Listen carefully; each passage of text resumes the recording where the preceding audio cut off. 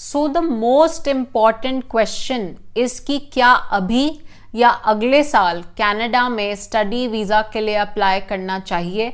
Given the circumstances, is Canada still a good destination for higher study?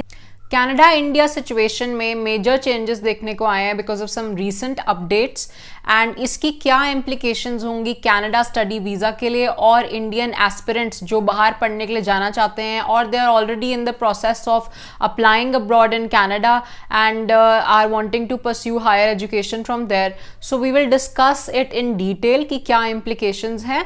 और I request you to watch the entire video, do not watch just a snippet और half of it, ताकि हम पूरा picture समझ सकें.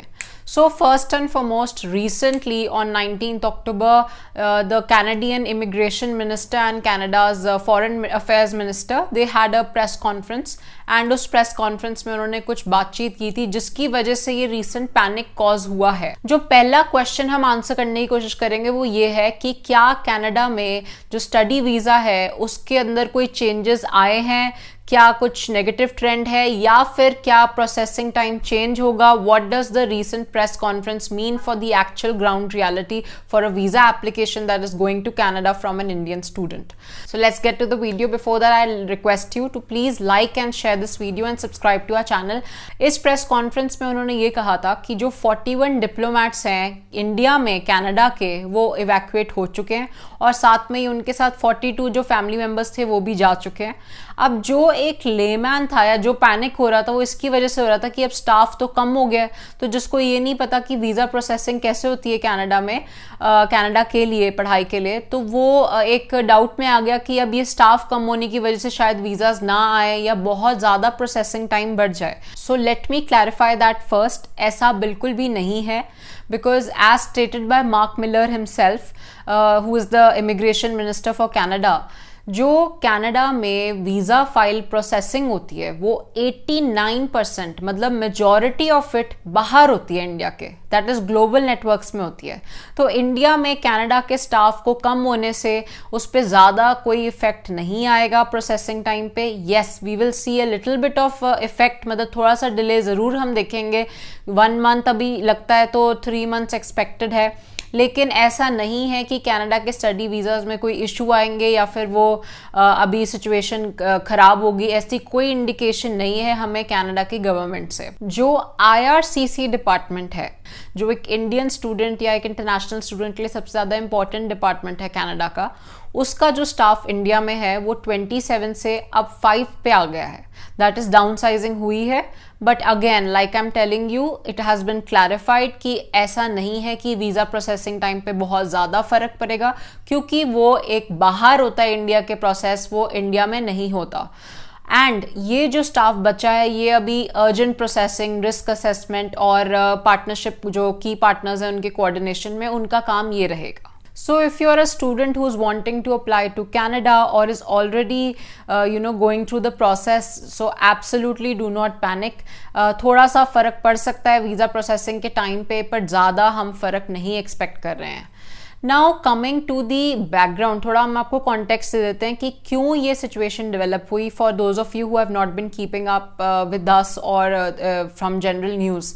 As you know कि India और Canada के बीच में जब सिचुएशन एस्केलेट हो रही थी तो इंडिया ने एज द रेसिप्रोकल कनाडा को जो उसकी डिप्लोमेटिक प्रेजेंस है इंडिया में उसको बैलेंस करने को बोला इंडिया की डिप्लोमेटिक प्रेजेंस जो कनाडा में है उसके साथ. सो इंडिया में कनाडा के जो डिप्लोमेट्स थे वो 62 के करीब थे और कनाडा में इंडिया की जो स्टाफ स्ट्रेंथ थी डिप्लोमेटिक वो थी 20 के करीब. सो इंडिया ने कनाडा को एक डेडलाइन दी कि अक्टूबर 10 तक आप अपने कैनेडियन जो स्टाफ है डिप्लोमेटिक उसको आप इवैक्यूएट करो और बैलेंस कर दो ये दोनों डिप्लोमेटिक स्टाफ की स्ट्रेंथ. अब एक और बात आती है कि रिसेंटली हमने देखा कि Chandigarh has been closed for biometrics और ये सब न्यूज़ जो सर्कुलेट हो रही थी, again panic created because of the recent updates. So ऐसा बिल्कुल भी नहीं है, क्योंकि इंडिया में 21 मेंबर्स रह गए हैं कनाडा डिप्लोमेटिक स्टाफ के, तो इसका कुछ इफेक्ट तो आएगा सर्विसेज पे. तो कनाडा ने चंडीगढ़, मुंबई एंड बैंगलोर, ये 3 जगहों पे इन पर्सन कॉन्सुलेट सर्विसेज अभी पॉज की हैं। मतलब कोई भी जो कैनेडियन सिटीजन है या जिसको भी कोई क्वेरी है वो कैनेडियन हाई कमीशन के पास जा सकता है न्यू दिल्ली में, लेकिन इसका बायोमेट्रिक्स से कुछ भी लेना देना नहीं है, क्योंकि कनाडा का जो वीज़ा प्रोसेसिंग फाइल है उसमें जो बायोमेट्रिक्स होते हैं, जो आपकी इंफॉर्मेशन दी जाती है, वो एक थर्ड पार्टी हैंडल करता है। मतलब वो इंडिपेंडेंट है IRCC के डिपार्टमेंट से, एंड वो इस पूरी सिचुएशन में कहीं पे भी नहीं है, तो वो VFS ग्लोबल हैंडल करता है। एंड VFS का एक क्लैरिफिकेशन भी आया है अक्टूबर 20 को, जब ये प्रेस कॉन्फ्रेंस हुई थी, उसी कुछ घंटों के बाद एक क्लैरिफिकेशन की थी because of the doubts that were raised. तो उसने यही बताया कि 10 सिटीज में वो एब्सोल्युटली ओपन है। Chandigarh is also one of those 10 cities. तो ये जो थर्ड पार्टी है, मतलब ये इंडिपेंडेंट जो आउटसोर्सिंग हुई है, वो VFS ग्लोबल करता है, वो गैदर करता है इंफॉर्मेशन बायोमेट्रिक्स की, और फिर वो IRCC को ये इन्फॉर्मेशन प्रोवाइड कर देता है। फाइनली जो अल्टीमेट डिसीजन होता है और प्रोसेसिंग होती है वीज़ा एप्लीकेशन की, वो IRCC से थ्रू होती है। वो भी हमें पता है कि 89% जो मेजॉरिटी ऑफ द फाइल्स हैं उसकी प्रोसेस की एप्लीकेशन जो है वो बाहर प्रोसेस हो रही है। मतलब तो everything is okay. And in fact एक पॉजिटिव भी एक स्टेटमेंट थी, मतलब कनाडा के जो मिनिस्टर हैं फॉरेन अफेयर्स के, उन्होंने यही बोला था कि कोई कनाडा इस पे रेसिप्रोकल नहीं देगा।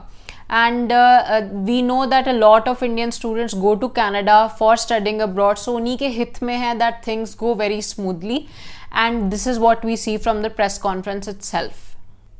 So the most important question is कि क्या अभी या अगले साल कनाडा में स्टडी वीज़ा के लिए अप्लाई करना चाहिए? Given the circumstances, is Canada still a good destination for higher studies, और should students redirect themselves to studying abroad in other countries like USA, UK और ऑस्ट्रेलिया? तो इसका आंसर यही है कि Canada is still one of the best options of studying abroad.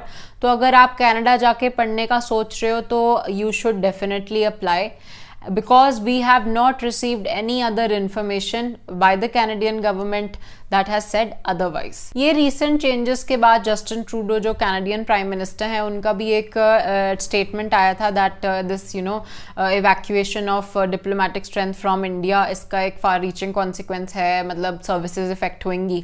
But ये angle को आपको एक्सप्लोर करने की जरूरत नहीं है, बिकॉज इंडिया की जो इंटरनेशनल स्टूडेंट्स हैं जो एस्पायर कर रहे हैं कनाडा में पढ़ने के लिए, कनाडा जो स्टडी वीज़ा है उसमें और कोई अभी इम्प्लीकेशन हमें नहीं दिखती है, या अभी तक कोई भी ऐसी बात नहीं की गई है गवर्नमेंट के through. Now apart from this, these were the recent updates that we had seen. So हमें ये पता है कि ज़्यादा कुछ इफेक्ट नहीं पड़ेगा, and you are in a good position to apply right now.